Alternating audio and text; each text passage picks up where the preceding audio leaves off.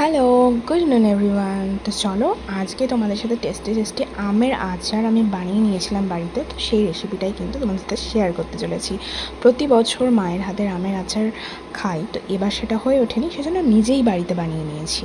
তো যেই আমগুলো এনেছিল হাবি বাড়ি থেকে, সেই আমগুলো একটু আধপাকা হয়ে গেছিলো, কিন্তু শক্ত ছিল। তো আমিও চটজলদি কেটে নিয়েছি, আর কিছু কিছু আম কাঁচা ছিল। তো সেগুলো লবণ হলুদ দিয়ে মাখিয়ে নিয়েছি। আর এখানে একটা মশলা তৈরি করে নিয়েছি আচারের জন্য, যেটা ছিল হচ্ছে মেথি, মৌরি এবং জিরে আর শুকনো লঙ্কা দুটো, যাতে বেশি ঝাল না হয়।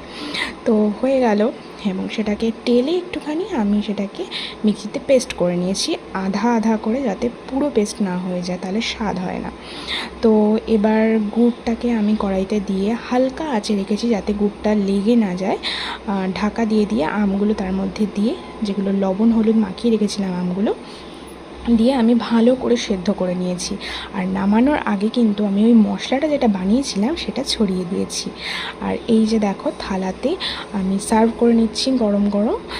থালাতে সার্ভ করছি এই জন্যই, কারণ এগুলোতে যাতে কি না, যদি খুব একবারে টাইট করে রাখি কোনো একটা কন্টেনারে, তাহলে না সেই ফাঙ্গাস পড়ে যায়। সেই জন্য আমি একটা থালার মধ্যে সুন্দরভাবে ছড়িয়ে নিয়েছি, যাতে করে আমি ভালো করে রোদটা লাগাতে পারি, আর অনেক দিন এটাকে আর কি রোদে শুকিয়ে রাখতে পারি, যাতে নষ্ট না হয়ে যায়। এবং যখন খুব ভালো করে শুকিয়ে যাবে, সেটাকে কিন্তু আমি একটা কাচের পাত্রে স্টোর করে নিয়েছিলাম। তো সেটাও কিন্তু তোমাদের সাথে শেয়ার করছি, চলো।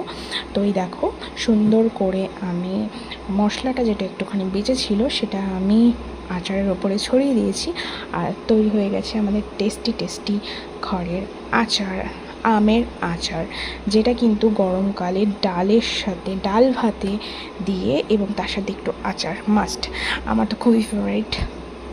তো এই যে এটাকে এবার ভালো করে রোদে দিচ্ছি বেলকনিতে। তো এই যে সুন্দর একটা কাচের বয়ামে আমি কিন্তু এটাকে স্টোর করে নিয়েছি।